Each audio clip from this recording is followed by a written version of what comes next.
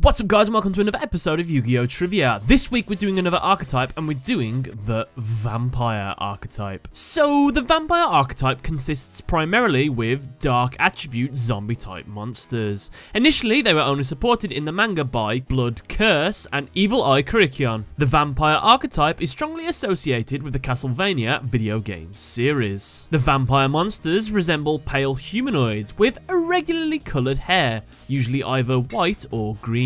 They are typically seen in aristocratic clothing with claw-like appendages on themselves. It is unclear whether it is an adornment or an actual part of their bodies. So how about we get into the cards then, starting with Vampire Baby. His effect is at the end of the battle phase, if this card destroyed a monster by battle and sent it to the graveyard this turn, you can special summon that monster to your side of the field. The red moon in this card's background is a nod to a lunar eclipse, which causes the moon to appear red, most commonly known as a blood moon. This is fitting as this card's first English name was Red Moon Baby. While we're at it, how about a bit of science on why a blood moon occurs? Well, it is due to the intensities of the visible spectrum not being able to reach the moon with the earth in between it and the sun, with the exception of reddish hues. Since these have the longest wavelengths, they are able to travel greater distances and reach the earth.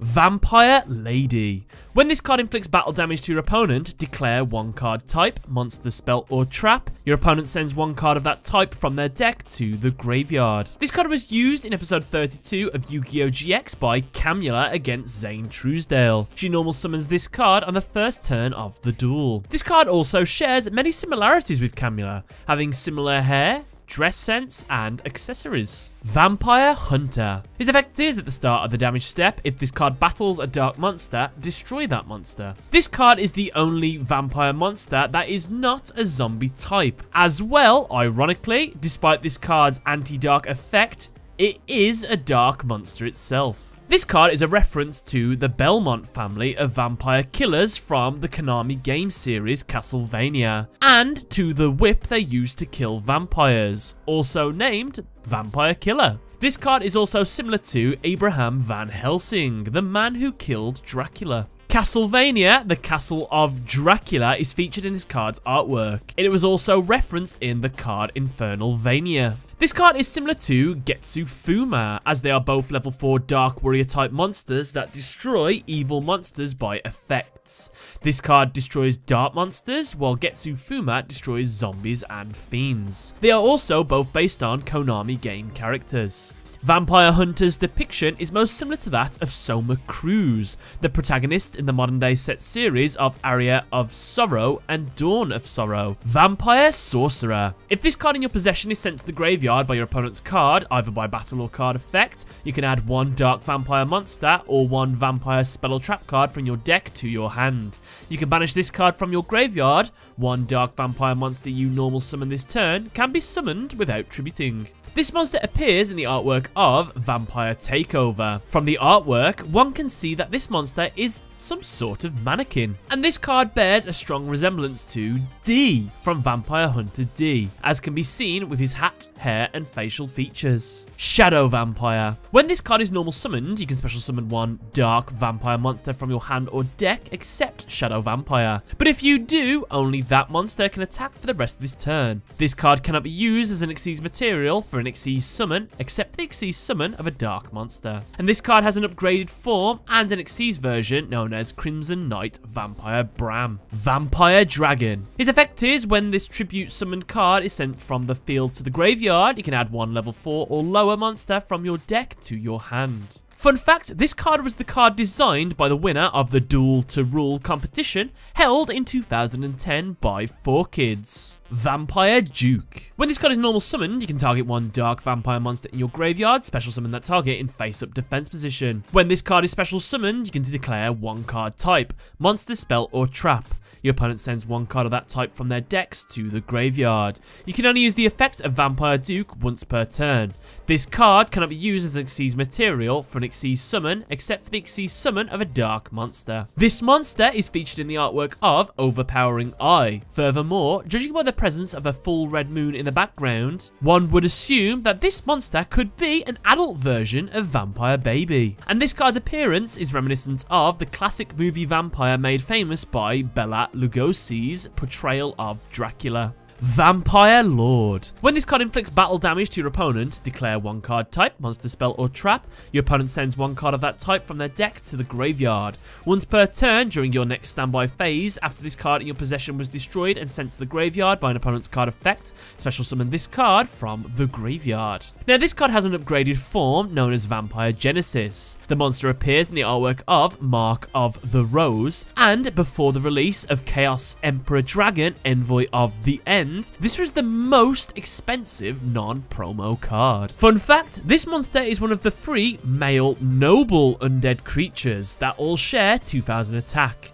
The other 2 are Patrician of Darkness and Vampire Curse. This card can create an eternal loop with Vampire Hunter. The moment the 2 monsters battle, Vampire Hunter will destroy Vampire Lord by its effect, and subsequently, Vampire Lord will return by its own effect. This loop is likely an allusion to the Castlevania video game series, as the eternal conflict between the Bellamont clan and the antagonist, Dracula, from which Vampire Hunter and Vampire Lord draw inspiration from. This monster appeared in episode 114 of Yu-Gi-Oh! Duel Monsters. Interestingly, it was used by Seto Kaiba in his duel against Noah Kaiba. He tribute summons this card by tributing Giant Germ. It also, of course, appeared in Yu-Gi-Oh! GX in episode 31. Camilla loses this card against Velian Crayola. She banishes this card to special summon Vampire Genesis. Vampire's Curse. When this card is destroyed by battle and sent to the graveyard, it can pay 500 life points, special summon it during the standby phase of the next turn. When you do, it gains 500 attack. This card is related to Vampire Lord. Both monsters have the same colour scheme and same attack, but revive through different forms of destruction. This card's effect may be a reference to how vampires subsist on blood, in this case, life points, and how they grow stronger as they do so. This is shown in the manga when this monster bit Tilla Mook's neck when she activated its effect. Vampire Grace. When a level 5 or higher zombie-type monster is special summoned to your side of the field by the effect of zombie-type monsters, while this card is in your graveyard, you can pay 2,000 life points, special summon this card from your graveyard.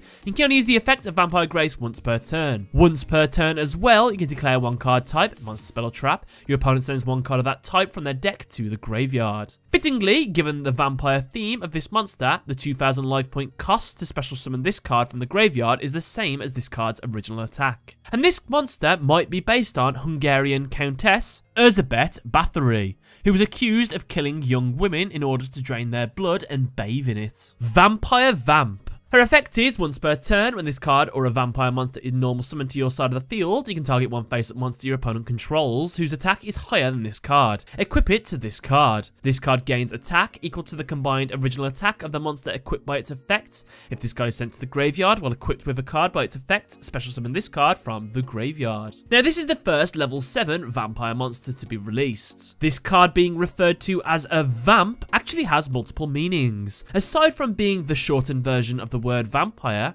a vamp can also be referred to as a femme fatale, a seductress in fiction that hypnotizes and seduces her targets, which is alluded to in her card effect. As well, this monster bears a resemblance to the succubus monsters seen in the Castlevania game series. Vampire Genesis. Cannot be normal summoned or set, must be special summoned from your hand by banishing one Vampire Lord you control. Cannot be special summoned by other ways. Once per turn, you can discard one zombie-type monster to the graveyard, then target one zombie-type monster in your graveyard with a level less than the discarded zombie-type monster, special summon that target. Vampire Genesis is a reference to some vampiric monsters in fiction mutating into stronger, less human-looking forms through certain methods, while also gaining a more demonic appearance and stronger abilities than their previous states. Its title of Genesis and demonic appearance is in reference to the original legend behind Dracula attaining his vampirehood, believed to have been gained upon striking a deal with the devil for immortality. Examples of these would be Alucard from the anime series Hellsing transforming his body into a huge hellhound named Baskerville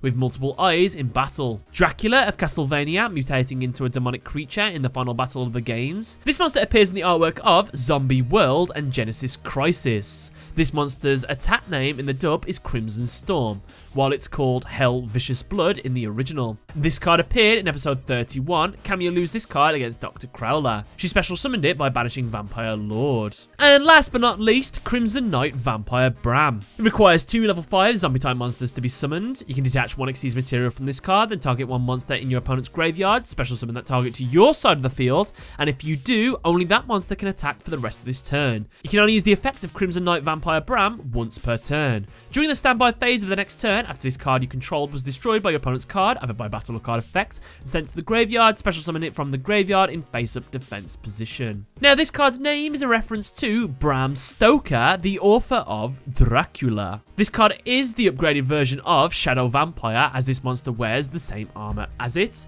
and ironically, this monster has 0 defense despite the fact it is holding a shield and wearing armor. And on a bonus note, there is also 2 vampire cards known as Vampire Kingdom and Vampire Takeover. And with that, guys, that's another episode of Yu-Gi-Oh! Trivia done. Let me know what you thought in the comment section below. What was your favorite artwork to the vampires? Mine was Vampire Vamp. I think she looks awesome. But other than that, guys, I want to say thanks a lot for watching. Catch you later.